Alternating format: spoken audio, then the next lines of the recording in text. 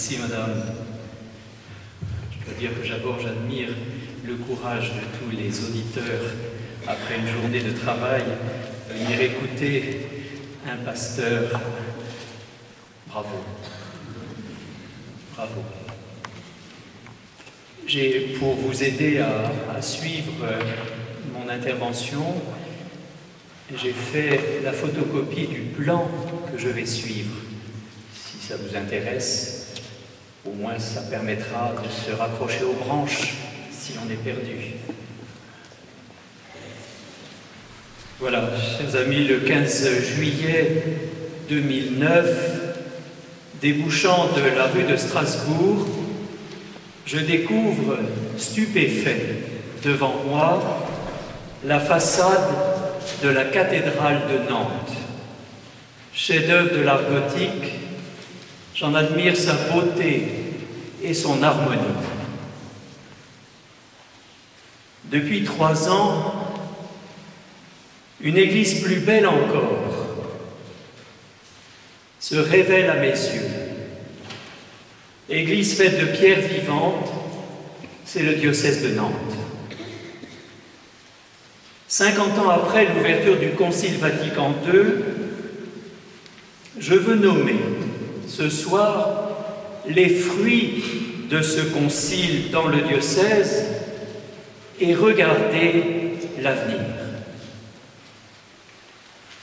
Cet anniversaire, en effet, du Concile Vatican II n'est pas l'occasion d'une rétrospective nostalgique, mais plutôt l'occasion de reprendre conscience du dynamisme prophétique inscrit dans cet acte ecclésial qu'est Vatican II.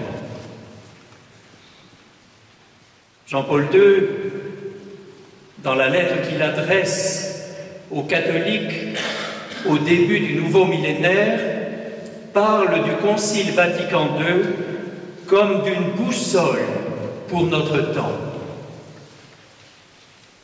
On sait que la boussole, son rôle, c'est d'orienter les pas, d'orienter notre marche.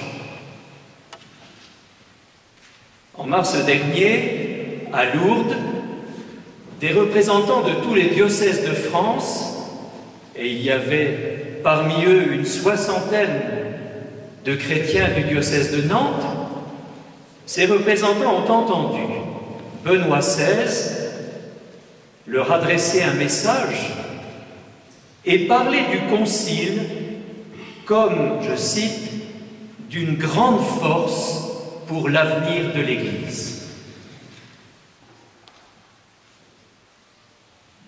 Je veux poser sur le diocèse de Nantes, ce soir, le même regard que celui du pape Jean XXIII sur l'Église dans son discours d'ouverture le 11 octobre 1962. Je le cite. « Dans la situation actuelle de la société, il est des hommes qui ne voient que ruine et calamité. Ils ont coutume de dire que notre époque a profondément empiré par rapport au siècle passé. Ils se conduisent comme si, du temps des conciles d'autrefois, tout était parfait en ce qui concerne la doctrine chrétienne, les mœurs et la juste liberté de l'Église. Il nous semble nécessaire de dire notre complet désaccord. Il est nécessaire avant tout que l'Église ne détourne jamais son regard de l'héritage sacré de vérité qu'elle a reçu des anciens, mais il faut aussi qu'elle se tourne vers les temps présents qui entraînent de nouvelles situations, de nouvelles formes de vie et ouvrent de nouvelles voies à l'apostolat catholique. C'est ainsi que j'envisage, 50 ans après, la nouvelle évangélisation évoquée lors du récent synode. La cathédrale de Nantes m'a donné le plan de mon intervention. Avant d'entrer dans la cathédrale, je voudrais considérer avec vous brièvement le parvis, les gens qui le traversent aujourd'hui. En un mot, le contexte dans lequel nous sommes. Puis, en entrant dans l'édifice,